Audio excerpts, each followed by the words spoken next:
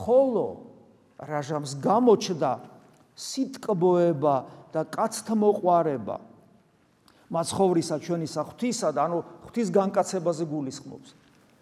არა საქმეთა სიმართლისათვის და კიდევ ერთხელ გვახსენებს, რომ ამ ესეთი კი არ გავაკეთოთ, რომ ღირსი გავხდით და გამოჩნდა, რომელი იგივ ქმენით ჩვენ, არამედ წყალობითათვისითა უყვარ ვართ უბრალოდ. ეს ცარიელი სიტყვები სანამ იქნება, მანამდე ჩვენ ქრისტიანები ჯერ არა ვართ. მე უნდა ობიექტურად დავინახო. მართლაც ეხა მე ჩემი თავი რო ვიცი ხო, მე ხო ვიცი რომ ჩემგან არაფერი არ არის სიკეთე, აბსოლუტურად. რწმენაც კი რომელიც მაგ ესეც მან დაუმსახურებლად მომცა. ანუ ადამიანს, აი როგორც პავლე მოწვდა, თუ რამე სიკეთე მაინც მომეჩვენება რომ არის, მაგალითად ვხედავ, მაგალითად ვაზროვნებ თქვათ, ხო?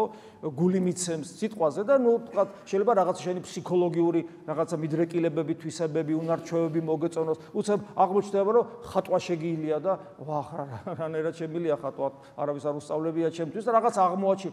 პავლე მოციქული გეუბნება რა გაქვს, რაც არ მიგიღია და თუ მიგიღია, რატომღა იქადნი, გესმით? ადამიანი გონიერი ადამიანი მიხვდება, რომ ეს ყველაფერი მოცემული აქვს.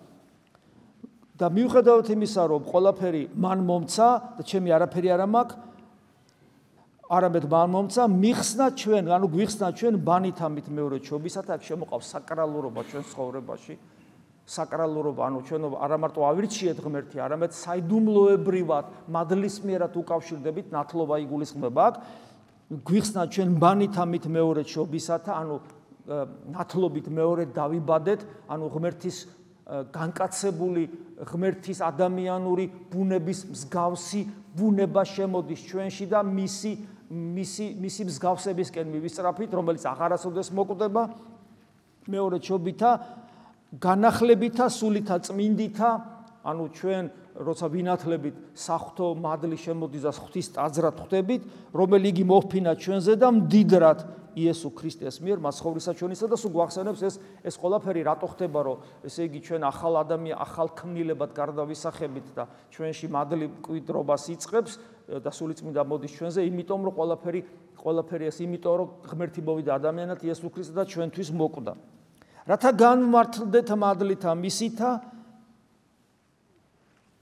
კი არ გვეპატიოს, ხშირად მithქვია ეს, კი არ გვეპატიოს უბრალოდ. პატიება, გაპატია, ცოდვილი ხარ თუ გაპატიე რა, ეგდე აქ შენთვის. არა, გამართლდე.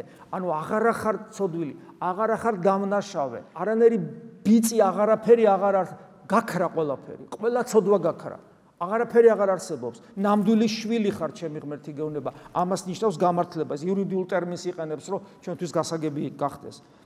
რათა განმართლდე მადლითა მისითა და მკვიდრი, ანუ მემკვიდრე ვიქმნეთ სასოების ამას ცხოვრებისა საუკუნოისა, ანუ მარადიული ცხოვრების მემკვიდრე გავხდე, ამის იმედი მქონდეს და მემკვიდრე ხო გესმით რას ნიშნავს?